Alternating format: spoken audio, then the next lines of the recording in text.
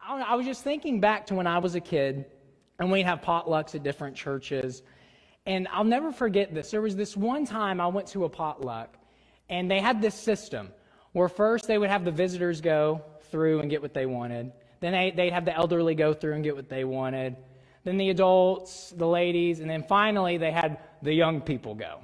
And I was the young people, so I finally got to go up, get my food. But by the time I got up there, almost everything was gone. Now, I mean, there was food. There's always leftovers at a potluck. There was food, but all the good stuff was gone. Like Miss Judy's baked goods, Miss Barbara's famous casserole. So by the time I got up there, it felt like I was just getting the leftovers, Now, again, I ate, but I felt like I got the stuff no one really wanted. They were just giving me what was left.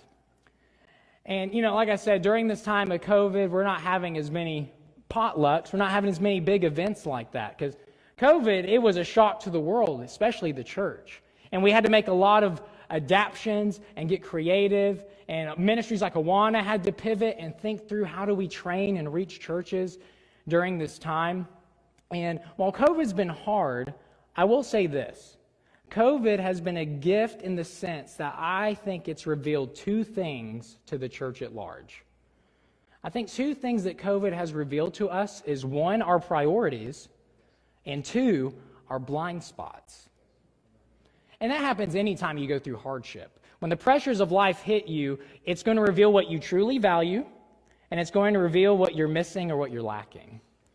And so as I've been contacting churches throughout my region in Tennessee, you start to pick up on common priorities and common blind spots.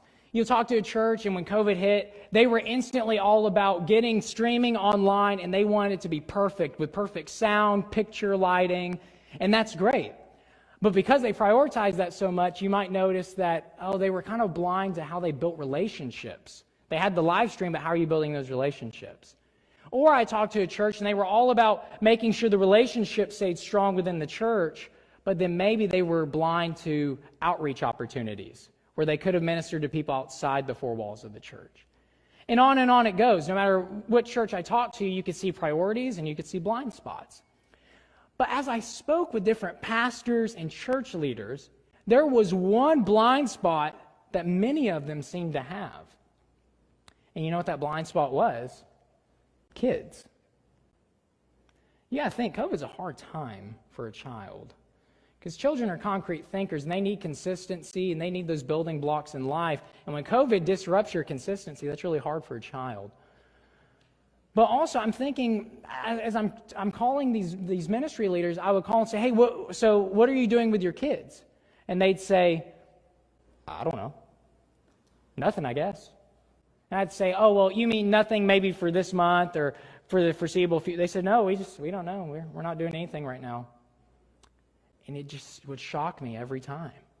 And I understand. I would try to be sympathetic. I know that kids ministry has extra variables and different things that go along with it.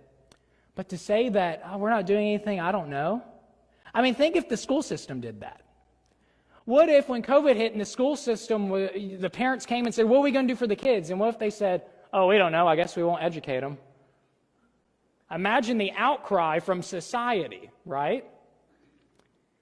And as I'm talking with these pastors, I'm thinking, where's the outcry from the church?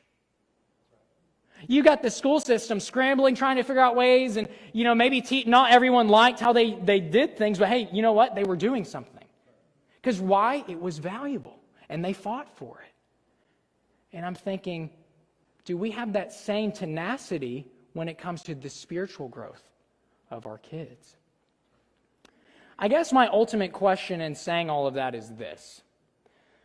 When the children who grew up right now during this time of COVID, when they grow up and look back, are they going to look back on this time and say, man, the church really fought for me. They really fed me. They really cared for me. They gave everything they had. Or will they look back on this time and think that the church just gave them their spiritual leftovers? Then when they walked up to the potluck of discipleship, they got what no one else wanted. That's the question I want to ask, and I know that's a hard question. I can tell. And the only way really a church can ask that, this goes church by church. They're going to have to take what God's Word commands us when it comes to how we serve children and evaluate it to what they're doing here and now. And I want to do that this morning. I want to see what God has to say. I can tell stories, I can give statistics, but at the end of the day, what matters is, what does God say about the church's call to reach kids? How important is it, and are we living up to that? And so if you would, turn with me in your Bibles to Deuteronomy chapter 6, verse 4 through 7. I'm going to be looking at a few different passages this morning, but I'm going to start here because the Bible has a lot to say about children. I had to really dwindle it down because I think the Bible mentions children over 1,500 times or more. Probably more than that. Verse after verse, I was going through and just praying, God, what verses can help guide our time this morning? And I instantly came to Deuteronomy chapter 6. This has one of the most popular passages when it comes to children. And to give you a little context here, Deuteronomy is a book of speeches. That's all it is. It's speeches from Moses as he's preparing the next generation to go into the promised land. Moses, his generation, they can't go. The next ones are going in. So he wants to prepare their hearts before they enter. And right here in Deuteronomy 6, this is one of the most and popular portions of his speeches. Look what it says starting in verse 4. Hear, O Israel, the Lord our God, the Lord is one. You shall love the Lord your God with all your heart and with all your soul and with all your might. And these words that I command you today shall be on your heart.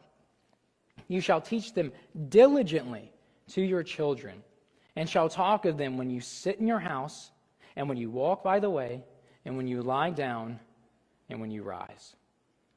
Now, like I said, this is a pretty popular passage. Many of you have probably heard a portion of this, because Jesus would later go on to quote this and call it the Great Commandment, to love the Lord your God with all your heart, soul, mind, and strength, to love Him with everything about you. But the command doesn't stop there. Did you notice in verse 7, it goes on to say, you shall teach these things. All these things we're talking about, teach them diligently to your children. And I would underline that word diligently there, because what that shows is this is priority. This isn't an option. This isn't, I'll teach my kids this. I'll pass this on to the next generation when it's convenient or when it's easy or when I have time.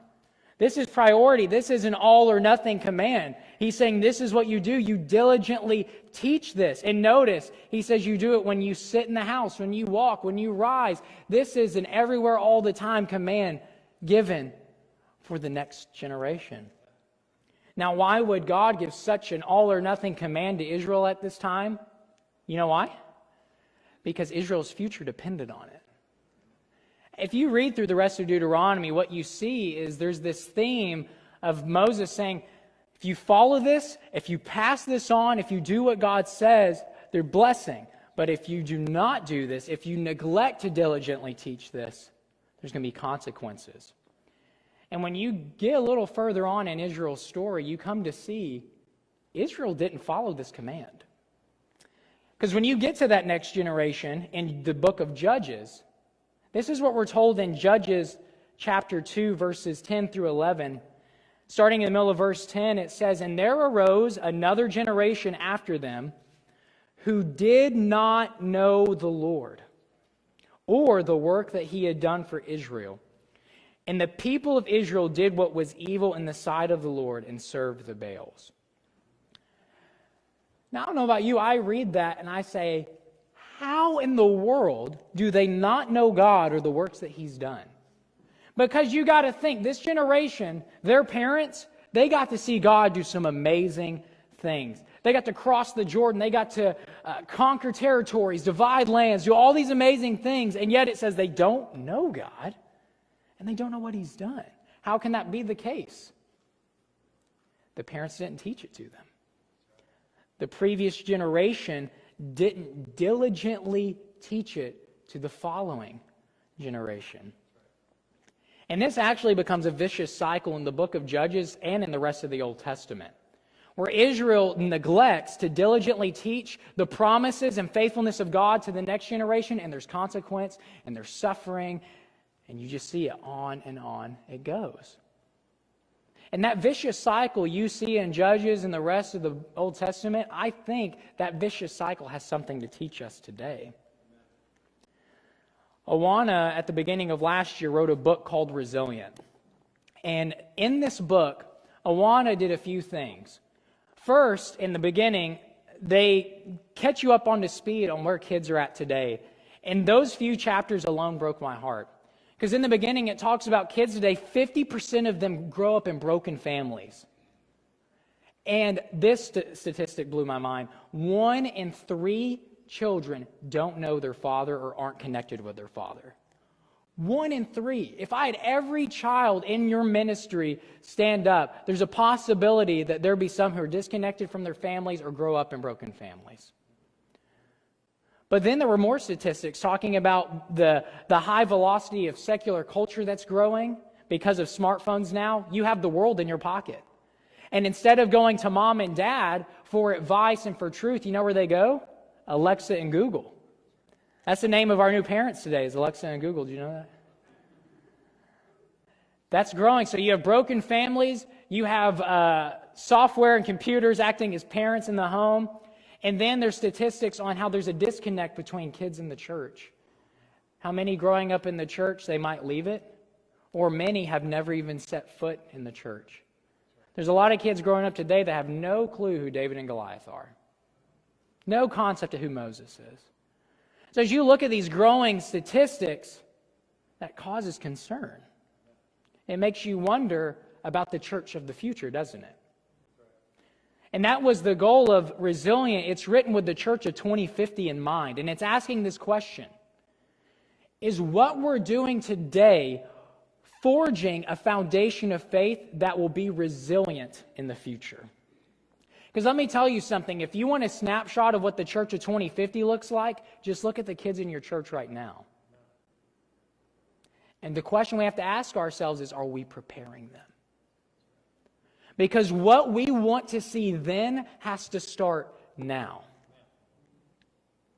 And if we don't want to see a repeat of Judges chapter 2, we've got to get serious. We've got to get serious, or we're going to see that vicious cycle of the faith not being passed down to the next generation. We want to see resiliency where the church is strong and follows Jesus no matter where they are, no matter what time period, no matter what. And now every church I would go to, and I talk about this message of resilient, they always say, amen. We need that. I doubt there's a church that wouldn't tell you that children's ministry isn't important. All churches would tell you children's ministry is important.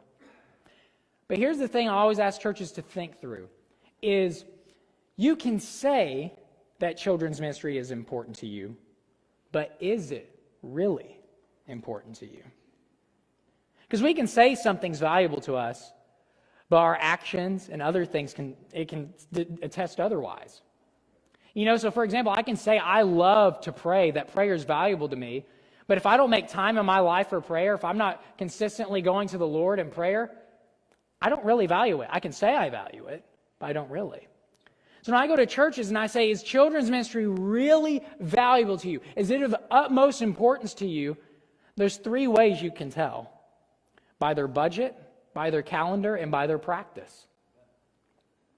For example, if a church tells me that outreach is really important to them, that it's really valuable to them, but I look at their calendar and they have no outreach events, no outreach training, nothing of the sort in their timetable on outreach, I can assume that's not valuable to them.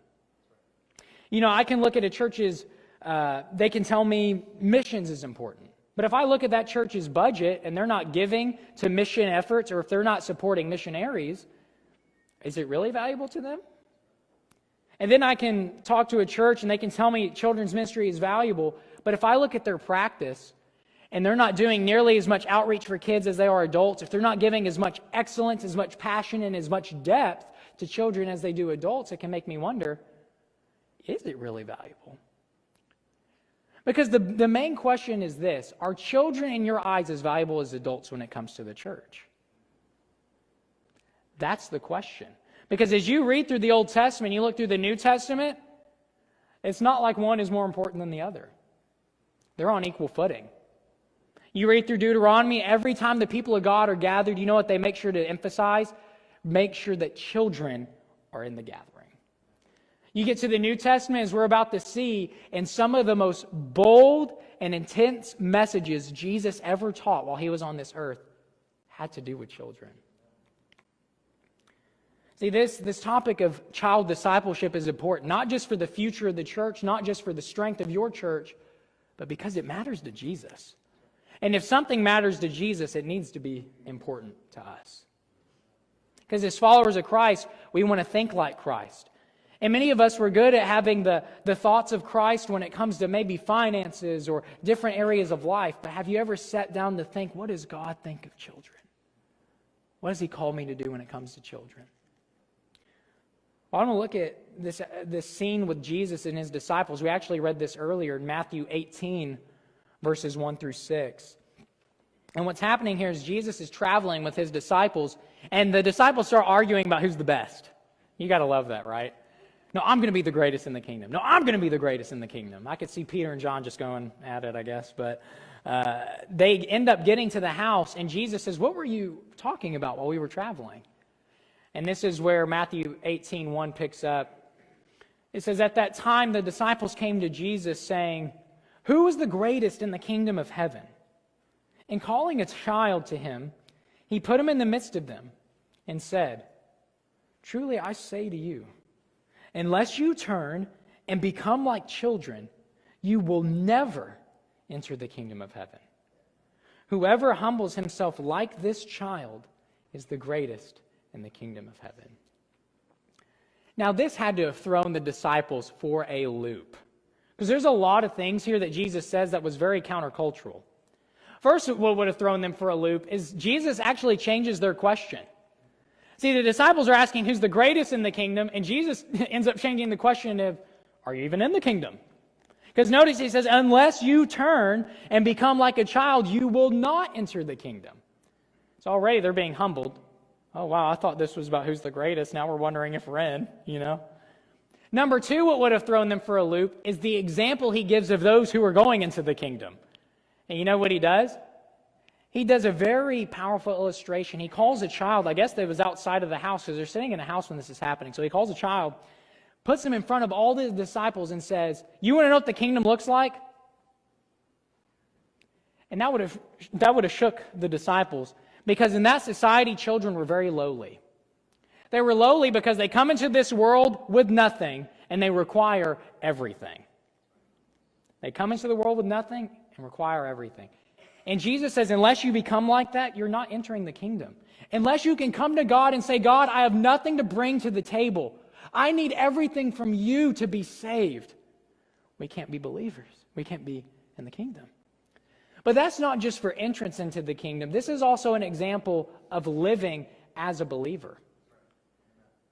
Because as believers, we're to be marked by humility and serving others, no matter where they're from, who they are, or how old they are. Look at verse 5, Matthew 18, verse 5, Jesus goes on to say, whoever receives one such child in my name receives me. That's a very powerful verse. Again, this would have been hard for the disciples because children were very lowly. They didn't have any intrinsic value in and of themselves.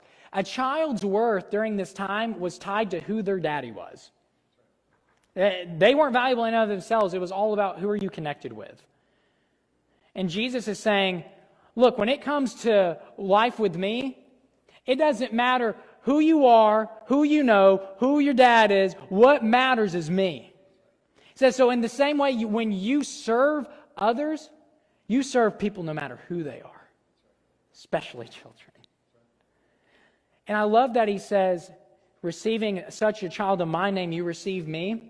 Did you know that one way we can show love to Jesus is by how we love one another?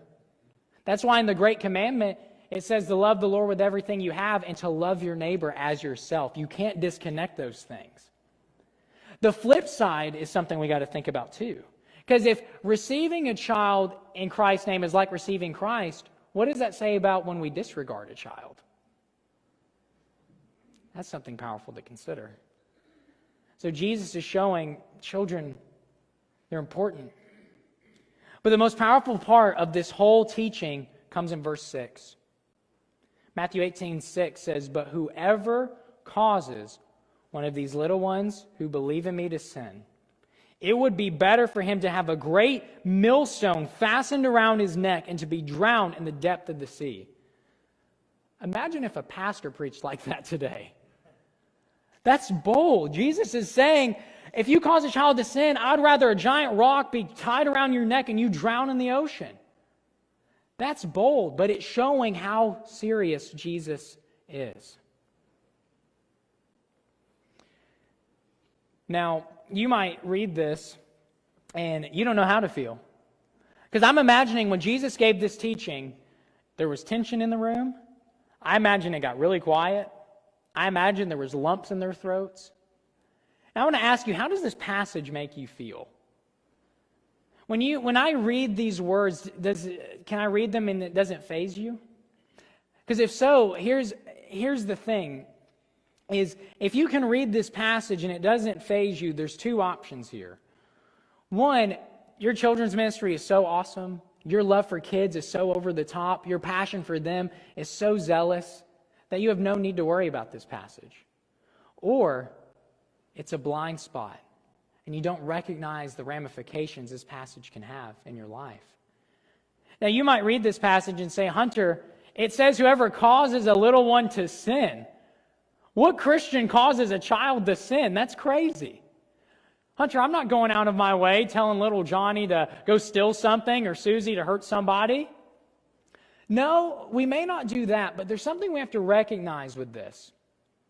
Is when we look back at the Old Testament and we saw how generations would go into sin and worship idolatry, a lot of times that didn't happen because the previous generation was pushing falsehood on the next generation. No, what it was a lot of times the reason the next generation would fall into sin is because the previous one neglected to teach what was truth. See, I think a lot of believers today, they're causing children to sin unknowingly, not because of the falsehood they're pushing, but because of the truth they're neglecting to teach diligently. Jesus is very serious with these words. If we were put in today as New Testament believers, but basically what Jesus is saying is, if you do not adequately apply the Great Commission to children, it is better that a stone be tied around your neck and drown in the ocean. Now, I know that all sounds tense, but it just shows Christ's heart. And I'll tell you something, Jesus didn't just teach these words, he lived it out. One of my favorite stories in the Bible is found in Mark chapter 10, verses 13 through 16. And to set this up, Jesus is with his disciples again. They're gathered around. They're in a time of deep teaching. They're talking about spiritual matters. And then all of a sudden, parents start just surrounding them with kids, wanting to bring their kids to Jesus. And look at how the story picks up in verse 13. And they were bringing children to him that he might touch them, and the disciples rebuked them. But when Jesus saw it, he was indignant and said to them, "Let the children come to me. Do not hinder them, for to such belongs the kingdom of God. Truly I say to you, whoever does not receive the kingdom of God like a child shall not enter it."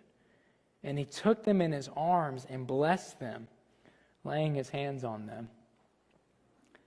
This had to be one of the most humbling moments for the disciples. Because the disciples, they're having this great time of teaching with Jesus, and parents are trying to bring children in, and they're saying, no. This is our time. This is the disciples' time. This is the adult time. Bring the kids back later for the leftovers when we're done. You know what Jesus says? Sit down. He says, how dare you? It's not as if you're more important than these kids. It's not as if you're more essential or more spiritual than they are. He said, sit down. I'll get back to you later. I'm going to go spend time with the kids. I love this scene just because it shows that children are no less spiritual or no less important to the life of the church.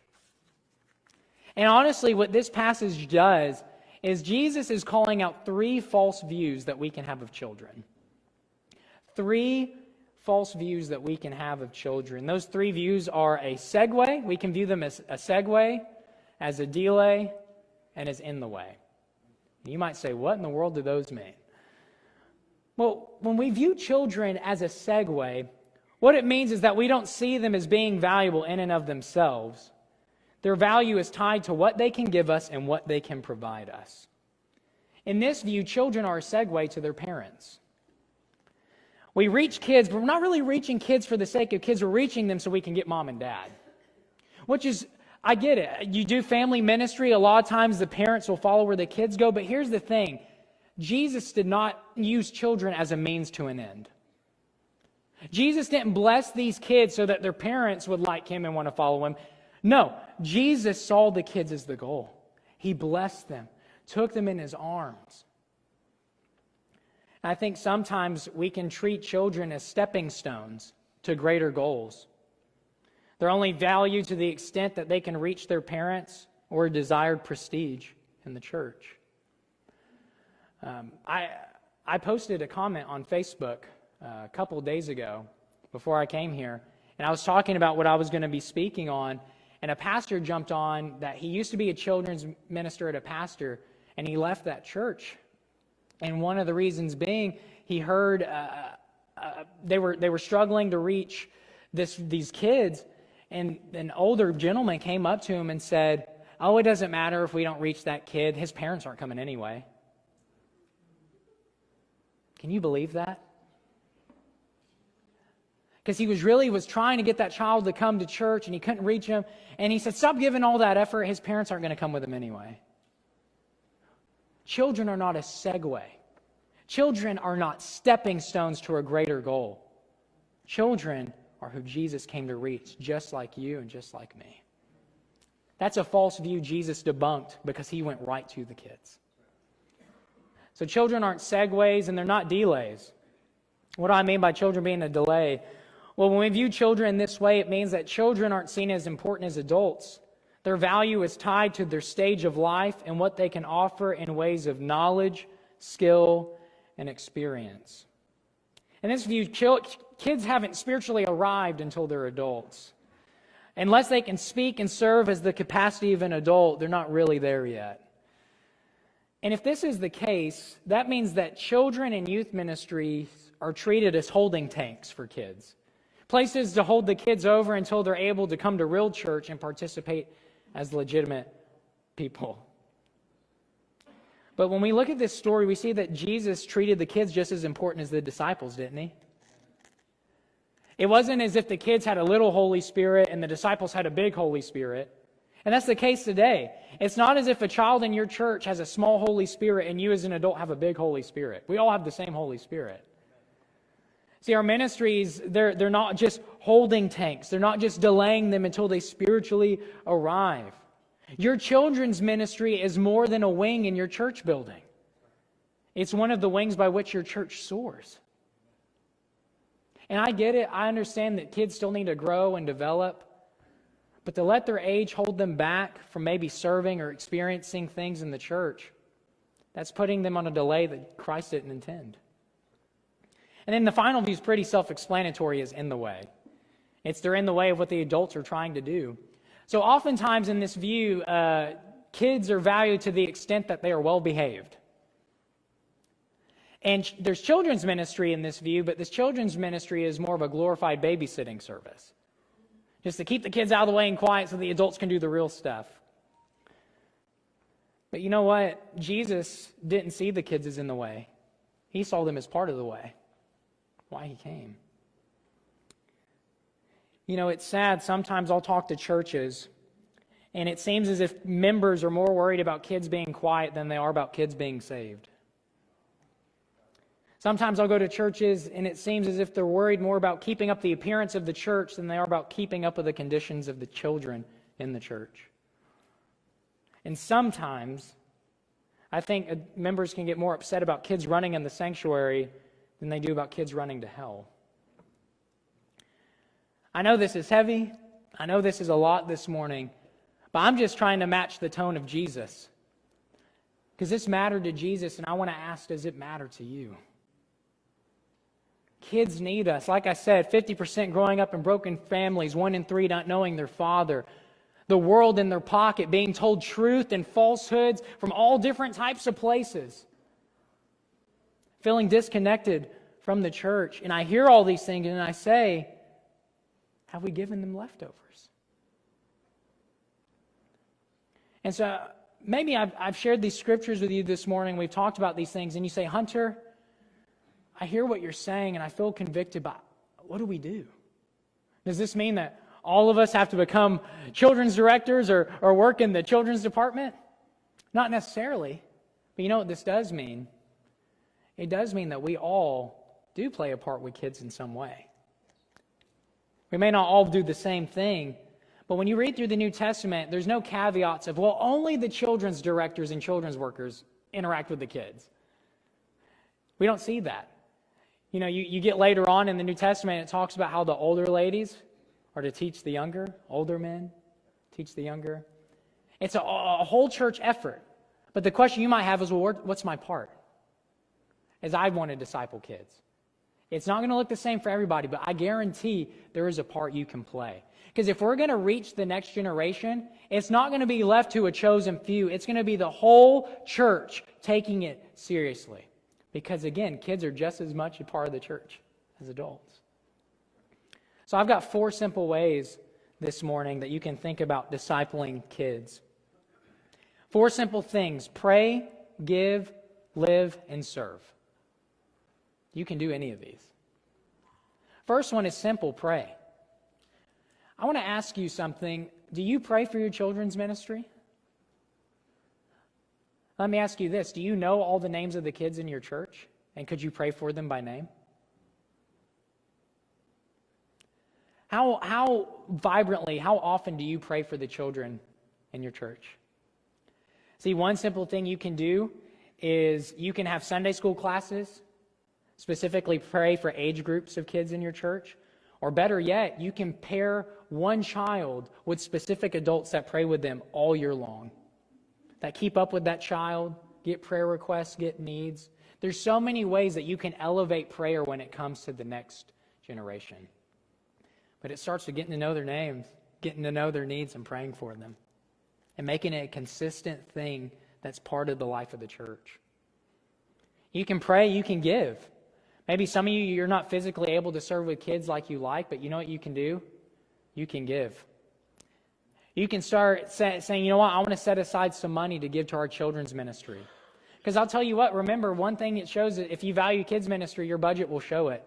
And one thing I'll ask churches is, do you have in your budget that your ministry could grow?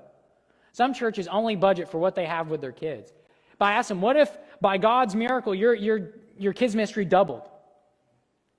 Do you have the bandwidth for it? Volunteer for growth, budget for growth. Because I'm telling you, if you're willing, if you're able, God will work.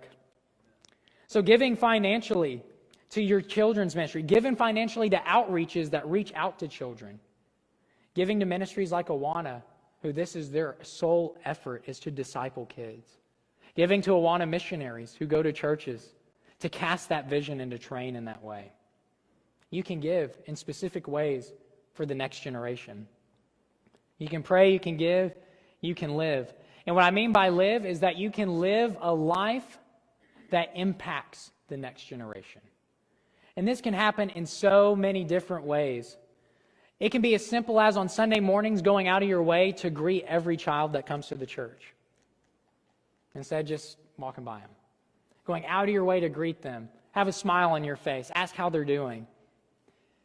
It could also be investing in their lives. Because some of us, we might think, I'm not gifted to formally teach kids. But did you know kids can learn just by observing how you love them? I could tell you story after story of that. I was actually telling Pastor before we came to the service this morning that some of the most memorable times of my life as a kid wasn't, what songs did we sing? What games did we play? How colorful was the rooms we were in? You know what I remembered as a kid? The love that an adult showed me. Did you know I can't remember games we played or lessons that were taught, but you know what I can remember? Every single leader's name that I had from when I was 7 to when I was in high school. Miss Jewel was the leader who led me to Christ. Miss Robbie was the leader who discipled me after I came to Christ. Mr. Charles was my third grade teacher. Mr. Michael was my fourth and fifth grade teacher. Mr. Larry was my youth pastor. I could go on and on. You know why I remember their names? Because they loved me, and that's what sticks. I once heard a quote from a poet, and it always sticks with me, and I think it's a great mantra for ministry. People will sometimes remember what you say. People will oftentimes remember what you do, but people will never forget the way you made them feel. Do kids feel loved when they're around you? Do they feel invested in? So you can live a life that impacts a child by the love you show them. When I was a youth pastor, one of the most game-changing things I did had nothing to do with how cool our space looked or how modern everything was. You know what made a difference when I was a youth pastor? I started making time in my schedule to go to events for my kids. I had a lot of band members in my youth group, and so I made sure beginning of the year to get the calendar of when's this band concert, when's this event, and I went to every single one. I had one student, a couple of years after I had stopped being a youth pastor at this church, he reached out to me and he said, you know what? Anytime I have a question, I want to come to you. And I said, why is that? Because he was at another church doing things. He said, because you were the one leader who always took the time to ask me how I was doing. This boy, we would meet for lunch once a week. And it wasn't like it was deep or there was rocket science going on. When we'd meet for lunch, we just talk about life. And that had an impact on him. And he says he'll never forget it. And I look back on that time and I think, really? Because sometimes it was awkward and sometimes there wasn't much to say. It was because I just invested my time. What you invest in a child by the impact of it makes a difference. I had a student who was coming to our youth group, never talked, seemed really disengaged. We went on a camping trip with the youth group, and I took the time just to hear his story, and he had a really rough past. I didn't say a word, I just listened to him. We walked away from that camping trip, and he was so invested in our youth group, and all it took was me to listen to his story. That's all it took. I'm telling you, the way you live your life, it can have an impact on a child's. Finally, you can serve. Maybe you hear this and you say, Hunter, I've got to be involved. I got to be on the front lines. I want to help in some way. Serve in Awana. Awana always needs leaders who can listen to kids say scripture. And I'll tell you what, if you've never listened to a kid share the scripture they've memorized, it's life-changing. It is awesome. Serve in Awana, serve in your Sunday school classes with kids, serve in your children's ministries. They need you. I promise they do. And don't think, oh, well, I won't be able to connect because of the age difference. You know, research shows that the one thing that leads to a child's success in life is that they had one adult that said they were there for them. That's a Harvard study. Harvard study, they interviewed all these successful business people and they asked them, what's the one thing that led to your success in life? They didn't talk about schooling. They didn't talk about all this other stuff. You know what they said? I had one adult who cheered me on. Serve in a children's ministry and just be a cheerleader for a child. Be there for them. In the book Resilient, there's a story that I love. This Awana ministry, they were having this family that was coming. There was this little boy named Kirk, and man, Kirk was a trouble kid.